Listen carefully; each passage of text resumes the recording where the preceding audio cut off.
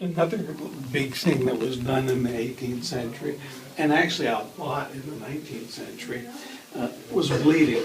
Now, the bleeding goes back to ancient times when they were discussing the four humors, the blood, phlegm, yellow bile, and black bile, which was what made you sick if they were out of balance. That made you sick, and if you balanced them out again, it would make you better. Now, that was the majority of medical knowledge, was how to do this. And you did this by putting things in, food, liquids. Over on the other table, you'll see some syringes. They would put things in any open orifice you happen to have. They could pick a syringe and use whatever size they needed. So they would add things.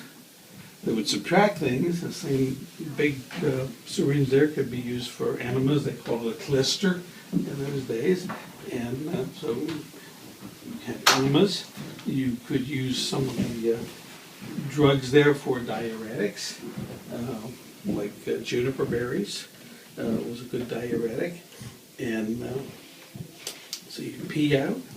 All kind of wonderful things to stimulate your bowels, and so they could empty out that way. And people say the things they use worked. Well, of course, they can really get things going with all the right stuff. And then among those things was you could take blood. Now, blood was one of the humors, so it goes way back then. But something about taking blood kept it high on the list of things that you wanted to do. They talked about for centuries that it lowered fever. Yeah, modern, we don't, it's all crazy stuff.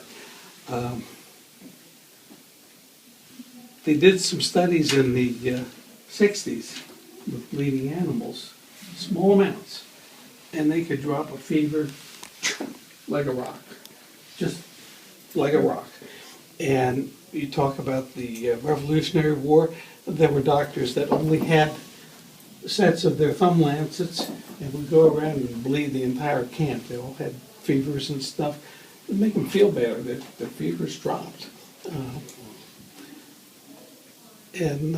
So that was a real useful reason that they bled.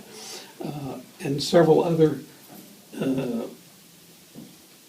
additional kinds of things were good about bleeding. If somebody had hypertension, bleeding was obviously good for them.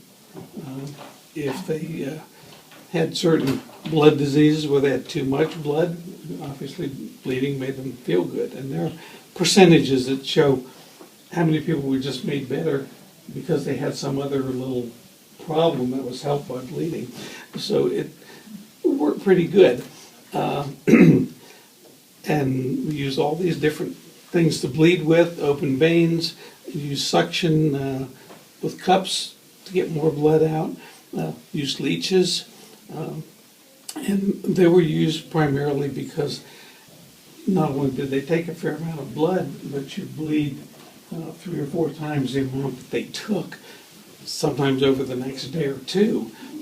So you had a very effective bleeding with leeches. The thing that sort of stopped bleeding is in the late 1800s, they discovered aspirin. And guess what aspirin does? One real good thing it does, it drops fevers. And all of a sudden, everybody didn't bleed anymore. If you had a choice about opening veins to get rid of a fever, or pop a couple of pills, take the pills.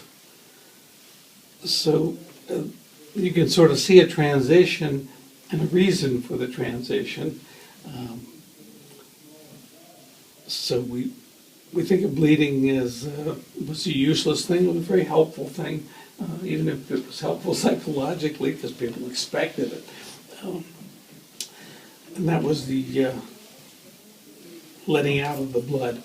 The stuff over here was the pharmacy, which was very... Excuse me, before you get to that. Yeah. What's a phlegm A fleam is just another name for a lancet. They usually are the cased set. This is a little snapping fleam. And they have one of these down at Thomas Jefferson's Monticello. Okay. Thank you. And these didn't change their style for 300 years. I mean, they just, yeah. Yeah, I'm just curious, was aspen just like weeping willow tree bark, or? I don't No, know. well, they had that for a long time. What was aspen? And aspirin is from that compound, acetylsalicylic acid. But the salicylates are in, a lot of plants. And they knew they used willow bark for tea for fevers, but it wasn't as handy as, bleeding was handier than making tea, but taking the pills handier than getting lead. So, yeah, so that was around and it was used both in Europe and the Americas.